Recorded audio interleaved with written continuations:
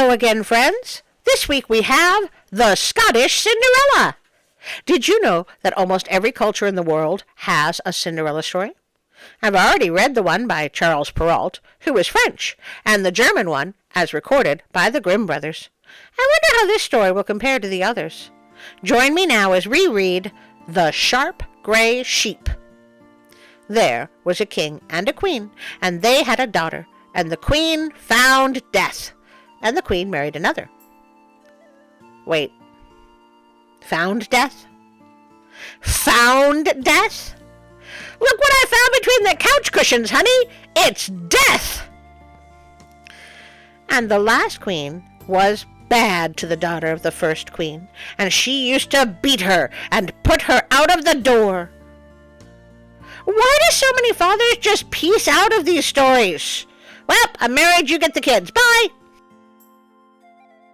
Highness, congratulations on your marriage, but what do you think will happen to your daughter?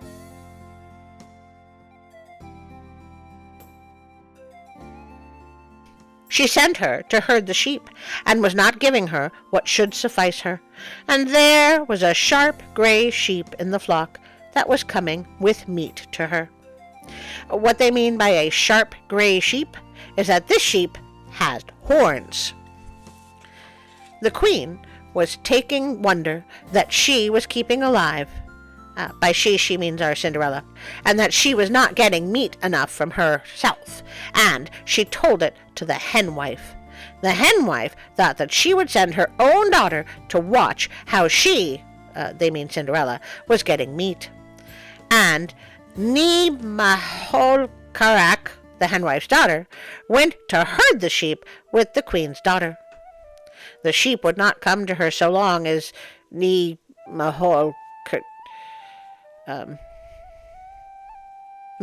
was there, and Mary was staying all the day with her.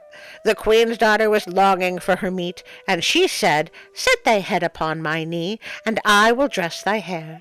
And Mary set her head upon the knee of the queen's daughter, and she slept. The sheep came with meat to the queen's daughter, but the eye that was in the back of the head of the hen wife's daughter was open, and she saw all that went on. No one mentioned this chick has a third eye before.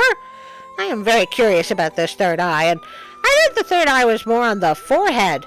Oh, I have so many questions. And when she awoke, she went home and told it to her mother, and the hen wife told it to the queen. And when the queen understood how the girl was getting meat, nothing at all would serve her but that the sheep should be killed. "Run, sheep, run!" The sheep came to the queen's daughter and said to her, "They are going to kill me. But steal thou my skin, and gather my bones, and roll them in my skin, and I will come alive again, and I will come to thee again." All right, first, a talking sheep. Second, gross. And finally, are we practicing necromancy on this sheep, or is this like a miracle sort of a thing? The sheep was killed, and the queen's daughter stole her skin, and she gathered her bones and her hooves, and she rolled them in the skin, but she forgot the little hoofs. The sheep came alive again, but she was lame. She came to the king's daughter with a halting step, and she said, "Thou didst as I desired thee, but thou hast forgotten the little hooves." And she was keeping her in meat after all that. I have so many questions. There was a young prince who was hunting and coming often past her, and he saw how pretty she was, and he asked, "Who is she?" And they told him, and he took love for her, and he was often coming the way. But the hen wife's daughter took notice of him, and she told it to her mother, and the hen's wife told it to the queen. Snitch. The queen was wishful to get knowledge what man it was, and the hen wife saw till she found out who he was, and she told the queen. When the queen heard who it was, she was wishful to send her own daughter his way. Wait, when did the queen have a daughter?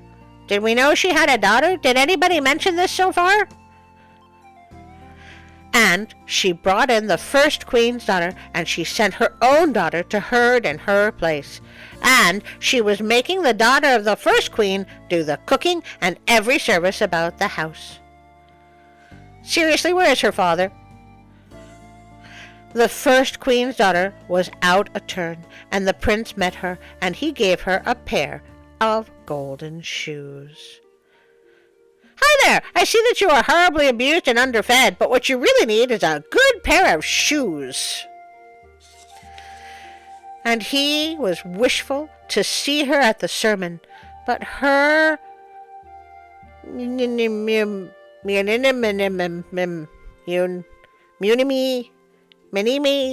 would not let her go there. Munimi is the Gaelic word for nurse, stepmother, or foster mother. But when the rest would go, she would make ready, and she would go after them, and she would sit where he might see her. But she would rise and go before the people would scatter, and she would be at the house and everything in order before her me would come home. But the third time she was there, the prince was wishful to go with her, and he sat near to the door, and when she went, he was keeping an eye on her, and he rose and went after her. She was running home, and she lost one of her shoes in the mud, and he got the shoe, and because he could not see her, he said that the one who had the foot that would fit the shoe would be the wife that would be his. But, Your Highness, how will you know her? I gave her the shoes in the first place, so it should be really easy. You know, you can't miss her because she's got these huge tracts of land. She's got huge tracts of land? The queen was wishful that the shoe would fit her own daughter, and she put the daughter of the first queen in hiding, so that she should not be seen till she should try if the shoe should fit her own daughter. When the prince came to try the shoe on her, her foot was too big. But she was very anxious that the shoe should fit her, and she spoke to the henwife about it. The henwife cut the points of her toes off, so that the shoe might fit her, and the shoe went on her where the points of the toes were cut. Ow! That's so much worse than the German story. At least that was just a toe and a heel. This poor girl would have no balance at all without her toes. When the wedding day came, the daughter of the first queen was set in hiding in a nook that was behind the fire. When the people were all gathered together, a bird came to the window and cried, "The blood's in the shoe, and the pretty foot's in the nook at the back of the fire." Ah! A talking bird! One of them said, "What is that creature saying?"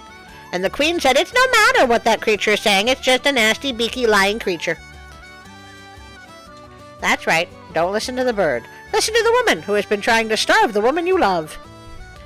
The bird came again to the window, and the third time he came, and the prince said, "We will go and see what he is saying." And he rose, and he went out, and the bird cried, "The blood's in the shoe, and the pretty foot's in the nook that is in the back of the fire." He returned in, and he ordered that the nook at the back of the fire be searched. And they searched it, and they found the first queen's daughter there, and the golden shoe on the one foot. They cleaned the blood out of the other shoe. Oh, thank goodness. And they tried it on her, and the shoe fitted her, and its like was on her other foot. The prince left the daughter of the last queen, and he married the daughter of the first queen, and he took her from them with him, and she was rich and lucky after that. You know, I'd like to point out that she actually started out rich, as she was the daughter of king not appearing in this story, but I guess that doesn't matter. It has all the elements: a kitchen maid, golden shoes, and foot mutilation. Yay! Do you know of a Cinderella story I should read? let me know in the comments. Whoop, it's that time. So say it with me, please. Like, share, and subscribe to help my tiny channel. Or not. As long as you keep watching, I'm okay. I'd like to point out that there is a notification bell. Because it's a thing. I would like to thank Pixabay.com for being wonderful. If you would like to support me on Patreon, that would be beyond awesome. I also have Instagram or Facebook, but they are very unused because there are not enough hours in the day. But most of all, I would like to thank you, my beloved friends, for watching. You have my love. I am so humbled that someone as wonderful as you joins me week after week to listen to my tales. Thank you.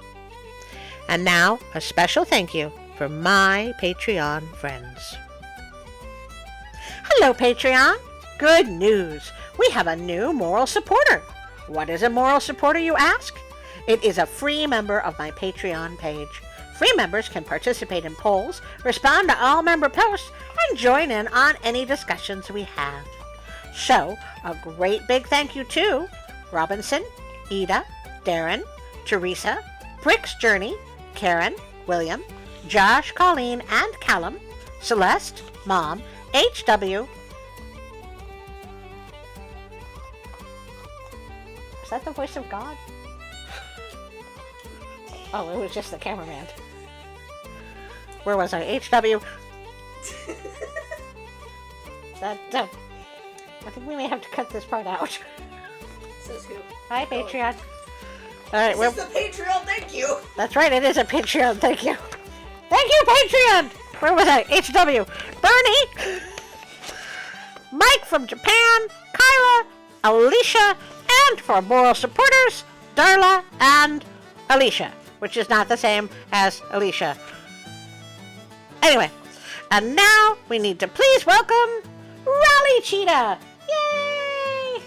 So a great big thank you to you all. You have my heart. And Rosie needs a new bob.